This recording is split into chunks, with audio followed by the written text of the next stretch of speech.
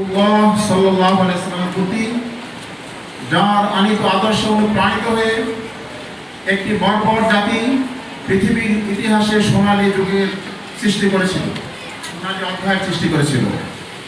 যার রেখে যাওয়া সেই আদর্শ আজও আমাদের মাঝে অবিকৃত অবস্থা বিদ্যমান।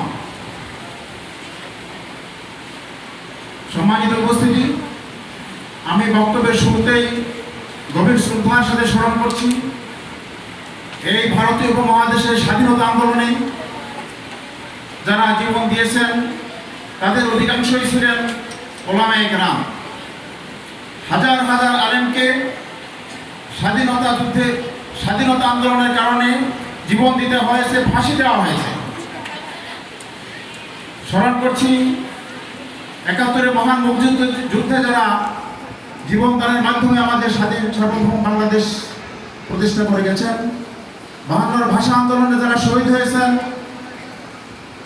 মাতৃভাষার সম্মান রক্ষার জন্য।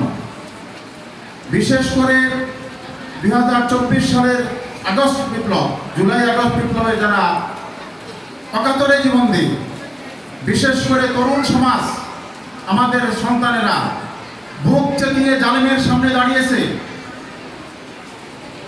যারা রক্ত দিয়ে আমাদের জন্য স্বাধীনভাবে মুক্ত পরিবেশে কথা বলার সুযোগ করে দিয়েছেন। আল্লাহ রাব্বুল আলামিনের কাছে আল্লাহর দরবারে দোয়া করছি, সকল শহীদদের আল্লাহ শাহাদাত কবুল করুন।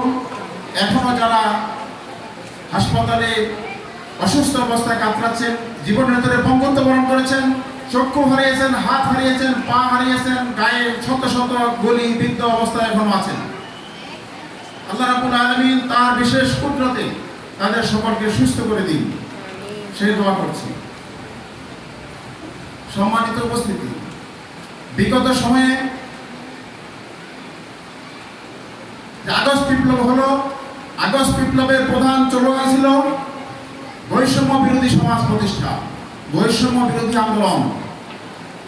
যে বৈষম্যের প্রধান শিকার ছিল মাদ্রাসা শিক্ষা ব্যবস্থা, ওলামায়ে কেরাম।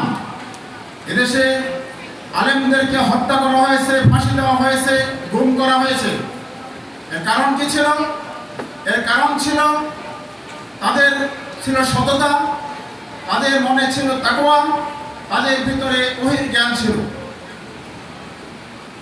যে কারণে তারা অন্যায়ের কাছে মাথা নত করে নাই। এটি ছিল তাদের জন্য বড় চ্যালেঞ্জ। যারা এদেশ থেকে ২৮ লক্ষ কোটি টাকা পাচার করেছে, তারা কেউ মাদ্রাসা শিক্ষিত ছিল না, তারা কেউ আলেম ছিলেন না, তারা কিন্তু বড় বড় ডিগ্রিধারী ছিল, তথাকথিত শিক্ষিত, চতুর, কানি। তারা এদেশকে ফোকলা বানিয়ে দিয়ে গেছে। কিন্তু তাদের অপকর্মের জন্য তারা প্রধান শত্রু মনে করেছিল, বাধা মনে করেছিল আলেম ওলামাকে, মাদ্রাসা শিক্ষা ব্যবস্থাকে।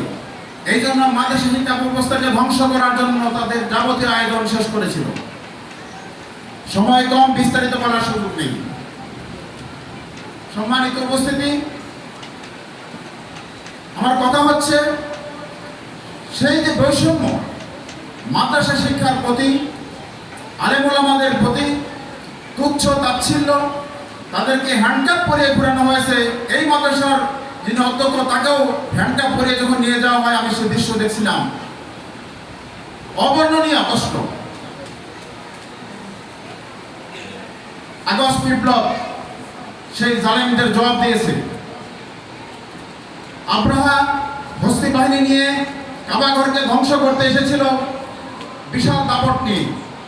আল্লাহ রাব্বুল আলামিন তাদেরকে ধ্বংস করার জন্য ক্ষুদ্র একটি প্রাণী পাঠালেন, ওয়ারসালা আলাইহিম তায়রান আবাবিল, খুবই ছোট ছোট পাখি। এই ছোট ছোট পাখির আক্রমণে ফাজালাহুম কাআসফিন মাকুল। অনুরূপভাবে ২০২৪ সালে আল্লাহ রাব্বুল আলামিন আমাদের সন্তানদেরকে আবাবিল করে পাঠিয়েছিল জালেমকে উদ্ধার করার জন্য।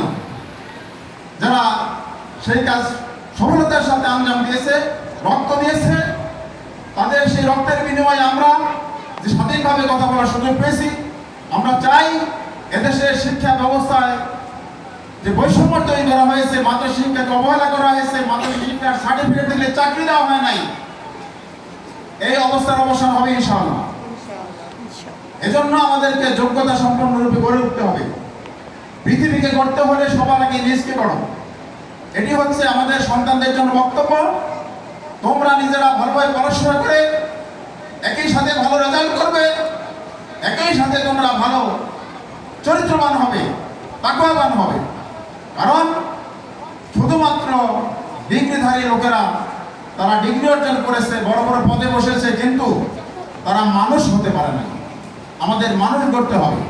এই মানুষ গড়ার প্রধান জায়গা হচ্ছে মাদ্রাসা তথা ইসলামী শিক্ষা ব্যবস্থা। এদেশের স্বাধীনতা, সার্বভৌমত্ব, এদেশের অর্থ ব্যবস্থা, এদেশের শান্তি সমৃদ্ধি, এদেশের পারস্পরিক সৌহার্দ্য যদি আমরা বজায় রাখতে চাই, তাহলে এই দ্বীনি শিক্ষা ব্যবস্থার উন্নয়ন ছাড়া সম্ভব নয়। এটি প্রমাণিত হয়ে গেছে। কারণ যাদের মনে তাকওয়া আছে, আল্লাহ ভীতি আছে, যার মধ্যে ওহীর জ্ঞান আছে, সে কখনো অন্যায় করতে পারে না।